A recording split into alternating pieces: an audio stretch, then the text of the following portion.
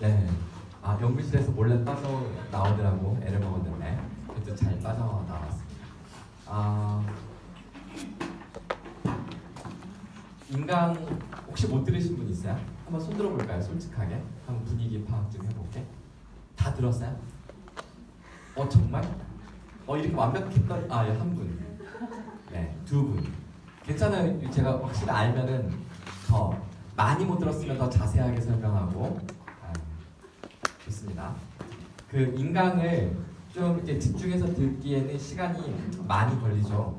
그래서 아예 작정하고 그 또한 내가 이렇게 집중해서 책을 읽는 시간이다 생각을 하고 좀 몰입해서 이렇게 수강하는 그런 시간을 좀 가져셔야 될 거예요. 그런데 그냥 보라고 하고 댓글 달라고 그러니까 대충 듣다가 다른 사람이 쓴 댓글을 참고하면서 쓰다 보니까 이 집중이 잘 안 될 수가 있는데, 그래서 다음 주에는 합리 모델 3번, 그러니까 이제 게시판으로는 4, 5, 6번 게시글, 그게 합리 모델 3강인데 주제는 요구 분석인데요. 그거 할 때는 기본적으로 댓글로 출첵을 하고요. 그리고 나서 그 인강을 듣는 동안 손필기, 서울대 A+ 노트필기법, 그거를 한 페이지 정도 필기를 해서 인증샷을 찍어서 올리는 거. 네, 그거를 한번 시도해볼게요. 한 번 해서 완벽하게 되면 제가 두 번 다시는 안 낼게요, 그런 숙제를. 근데 예를 들어서 한 반절은 했는데 반절 안 했다, 뭐 어설프다 그러면 될 때까지 할게요. 네. 이따 끝날 쯤에 한 번 더 분석을 하겠습니다. 뭐라고요? 네. 교수의 토시까지 받아 적는 노트 필기로 다음 주 인강 숙제할 때 그렇게 한번 필기를 해보시라고 제안을 드리는 겁니다. 분량은 A4 용지 한 페이지. 노트가 작으면 그만큼 적게 쓰겠죠? 큰 노트에다 쓰면 많이 써야 되나? 글씨를 크게 쓰면 되겠네요. 네. 네. 강의 2개 듣는 거 합쳐서 하나에 쓰는 거예요? 다음 주는 하나만 낼 거예요. 요번엔 2개 했잖아요. 다음 주에는 하나만 할 겁니다. 하나가 아니라 어차피 하나 들어가면 동영상이 2개가 있구나. 그쵸? 하나 들어가도 어차피 동영상이 2개긴 하네. 한 장에 다 쓰는 걸로 할게요. 물론 한 장이 넘어가도 첫 번째 장만 인증샷을 찍어서 올리면 돼요. 뭐 그런 식으로 한번 해보겠습니다. 자, 여기 화면 봐주세요.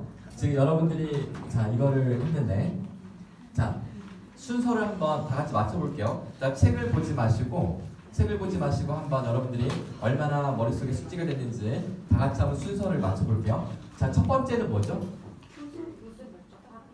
요구 분석을 통한 교수 목적 확인이죠. 자, 여기 두 번째는 뭘까요? 두 번째. 자, 여기서 고르시면 돼요. 뭐였죠? 교수 분석. 맞습니다. 여기 세 번째는 뭘까요? 여기 학습자 및 맥락 분석이 있네요. 그렇죠. 자, 네 번째는 뭘까요?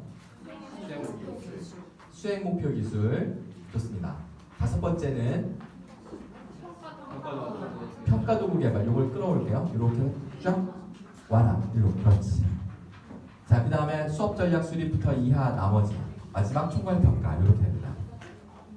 제가 아마 두 번째 주인가에 강조했었고 여러분 인강을 통해서 다시 한번 확인한 게 요 순서죠. 수행 목표, 평가 도구 개발, 수업 전략 수립. 왜 평가 도구 개발을 먼저 해야 되느냐? 이유는 증명 가능성 때문에 그렇다라고 이제 말씀을 드렸습니다. 그리고 지난 시간에 살짝 설명을 드리긴 했는데 지금 교생 나가신 분들을 위해서 제가 카톡에 한번 안내를 올리긴 하겠지만 5월달 교생을 나가시는 분들은 이 점을 잘 기억해 주세요. 5월 교생 손 들어볼까요? 네. 우리 지난 시간에 카훗 문제풀이 한번 해봤잖아요. 그것을 나중에 교생 가서 꼭 한번 써먹어 보는데 요령이 있어요. 교생 나가면 수업이 몇 분 동안 해요? 1시간이? 1교시가 45분. 고등학교는 50분인가? 고등학교는 50분이었나요? 네, 중학교는 45분, 초등학교는 40분 이렇게 되는구나. 자, 45분이나 50분 동안 그 수업을 할 때 수업은 한 35분에서 40분? 아니야 35분에서 30분에서 35분만 수업한다고 생각을 하시면 돼요. 그러면은 약 15분 정도가 남잖아요.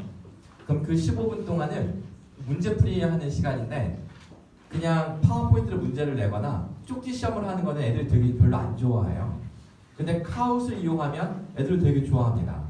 자, 그러면 카웃을 이용해서 문제를 풀이하는데 여러분 책상 위에 올려드리는 음료수는 제가 지각한 벌점으로 드리는 음료수예요. 네, 놀라지 마세요. 지금 서울대학교에 우리 대학원 선생님이 오셔가지고 수업을 도와주시면서 이렇게 나눠주시고 계시구나. 네. 한마디로 제가 쏘는 거예요. 네. 졸지 마시라고요. 네. 그래서 무슨 얘기하다 말았죠? 자, 카웃의 퀴즈는 한 5문제 정도면 아주 적당한데 이 원리를 적용해 보세요. 그러니까 제가 이제 이 슬라이드를 나가서 다시 원래 걸 띄워볼게요. 이건가? 요거죠.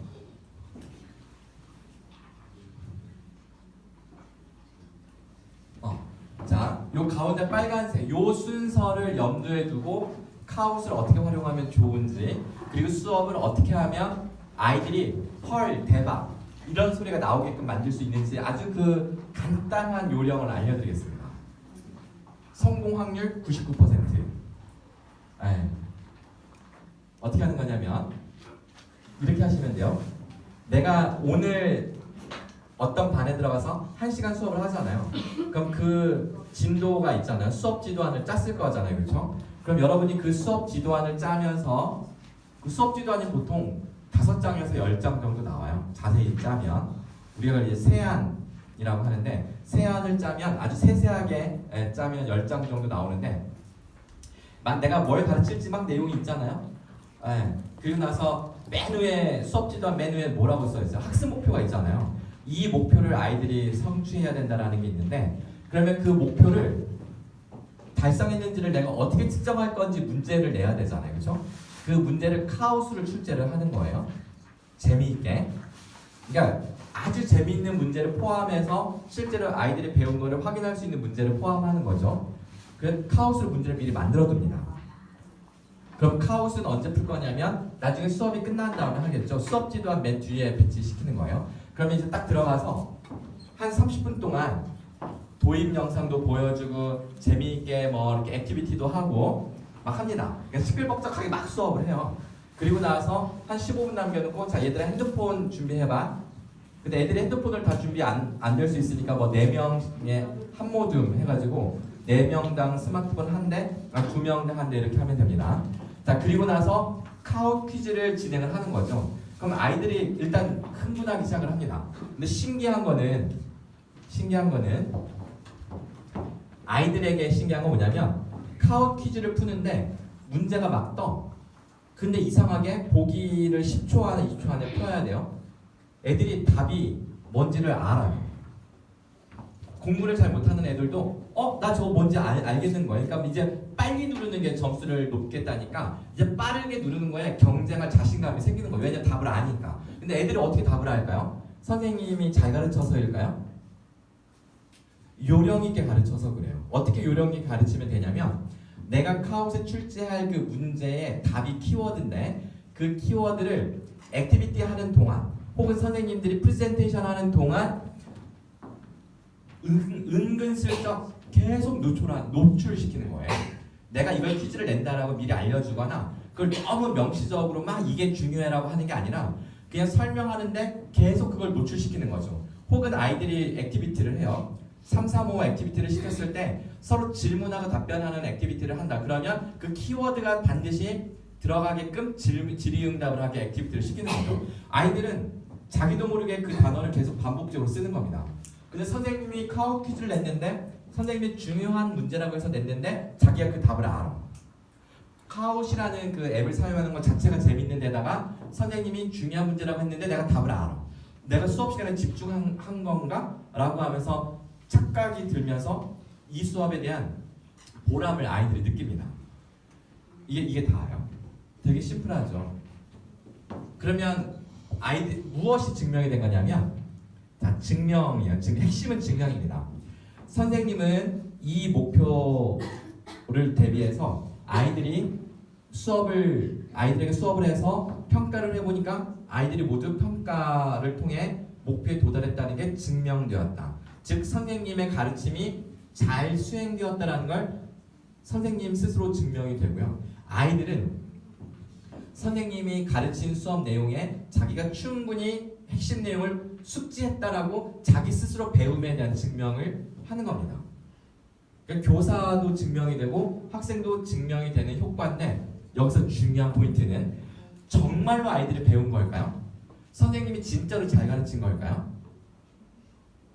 그거는 당연히 아니겠죠. 뭔가 부족하겠죠, 당연히. 세상에 완벽한 티칭이라는 건 있을 수 없으니까.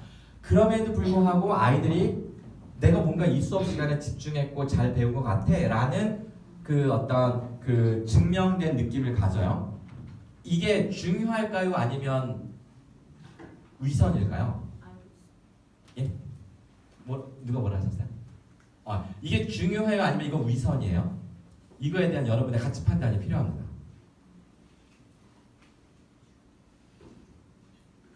어떻게 생각하세요? 교육공학 행정전공 이상호 선생님, 네, 어떻게 생각하세요?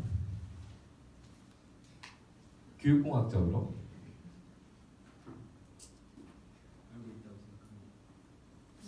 알고 있다고 생각합니다. 아니 질문이 그러니까 질문이 뭐였냐면 카오 퀴즈로 미리 평가 도구를 개발했어요. 그리고 나서 수업이 끝날 때 아이들에게 풀게 했는데 애들이 답을 다 맞추는 거예요. 근데 어떻게 맞출 수 있었냐면 이 문제를 내가 낼 거라고 예고하지 않았지만 액티비티를 하면서 그 답을 계속 노출시킨 거죠. 이게 반복적으로 노출했기 때문에 아이들이 그게 중요한지 아닌지 몰랐어도 노출되었기 때문에 문제에 나오면 저거 뭔데? 라고 알게 되는 거예요. 그러면서 내가 수업 시간에 뭘 배웠네? 라는 생각을 하게 된단 말이죠. 자, 이렇게 해서 아이들에게 뭔가 배웠다라는 느낌을 주는 것 위선일까요? 아니면 이런 게 진짜 교육일까요? 이게 질문입니다. 바람직하다? 위선이다? 바람직하다고 생각합니다. 바람직하다고 생각한다. 저도 그렇게 생각해요. 그래서 제가 가이드를 드리는 겁니다. 지금 동의하신 거예요, 같이? 좋습니다. 혹시 위선이라고 생각하시는 분? 나는 교사의 양심상 그렇게 못하겠다. 괜찮은 의견 주셔도 돼요. 사실은 진짜 솔직하게 말씀드리면 교육적이기도 하지만 솔직히 완벽하지 못해서 약간 위선적인 측면도 없지 않아 있다라고 해서 약간 그 중간 어딘가에 입장을 취하고 싶으시죠, 다들. 그렇죠? 그게 진짜 솔직한 거죠. 그런데 더 냉정하게 보면 어차피 교육이라는 건 완벽할 수는 없는 거고요. 중요한 거는 아이들도 교사도 그 수업 분위기에 젖어들어서 그래서 뭔가 배웠다라는 성취감을 느끼고 또다시 그 다음 수업 시간을 기대하고 그러면서 서서히 뭔가 배움이 쌓여가는 이런 교육이 바람직하다라고 본다면 되게 좋은 방법이라고 인정할 수 있고 굳이 부정할 필요는 없는 거죠. 굳이 이걸 위선이라고 해서 난 저렇게 못해 이렇게 할 이유는 없는 겁니다. 왜냐하면 지루하게 수업을 해서 애들을 다 재우는 것보다는 애들 다 잠 깨워서 이렇게 수업을 하고 뭔가 그 다음 수업을 기대하게 하는 게 훨씬 낫다라는 생각입니다. 자, 이렇게 설명을 드리는 이유는 교생 실습을 나가서 이 효과를 직접 체험을 해보시고 제가 위선이라고 하기에는 생각보다 괜찮다는 거 말하는 그 의미를 경험해 보시라고 유혹하는 겁니다. 꼭 해보시라고요. 네, 꼭 해보시기 바랍니다. 되게 간단하죠. 이 원리가 증명 가능성이고 이 증명 가능성이라는 건 제가 뭐라고 했어요? 자, 한번 필기해 보실까요? 합리 모델의 증명 가능성. 자, 교육에서 합리 모델의 증명 가능성, 이 타일러주의로부터 시작된 이 합리주의가 추구하는 증명 가능성, 이 증명 가능성은 모든 교육을 평가를 위한 교육으로 만들어 버렸다 라고 제가 지난주까지 이야기를 했어요.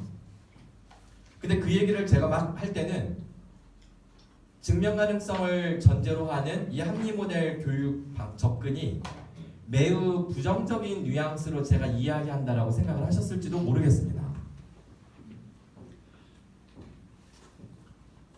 증명 가능성을 부정하는 사람들이 볼 때는 당연히 부정적이죠.